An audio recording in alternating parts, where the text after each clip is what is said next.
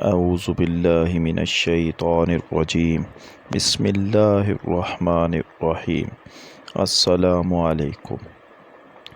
حضرت عبد الرحمن بن عوف رضی اللہ تعالی عنہ کا مدینہ میں واقعہ۔ جب مہاجرین مکہ سے مدینہ آئے تو رسول اللہ صلی اللہ علیہ وآلہ وسلم نے مہاجرین اور انصار کے درمیان بھائی چارہ قائم کیا۔ حضرت عبد الرحمن بن عوف رضی اللہ تعالی عنہ کی مواخات حضرت سعد بن ربیع سے ہوئی۔ حضرت سعد رضی اللہ تعالی عنہ بڑے مالدار تھے۔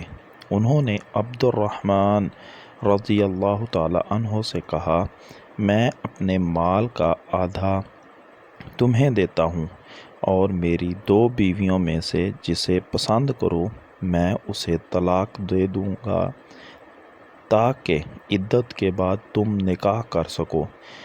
یہ سن کر حضرت عبد الرحمن بن عوف رضی اللہ تعالی عنہ نے بڑی عاجزی سے جواب دیا، اللہ تمہارے مال اور اہل میں برکت دے، مجھے صرف بازار کا راستہ دکھا دو۔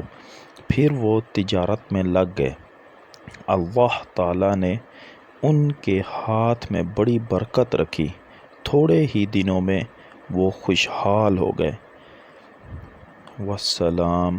اس طرح کی مزید ویڈیو کے لیے میرا چینل سبسکرائب کریں۔ شکریہ۔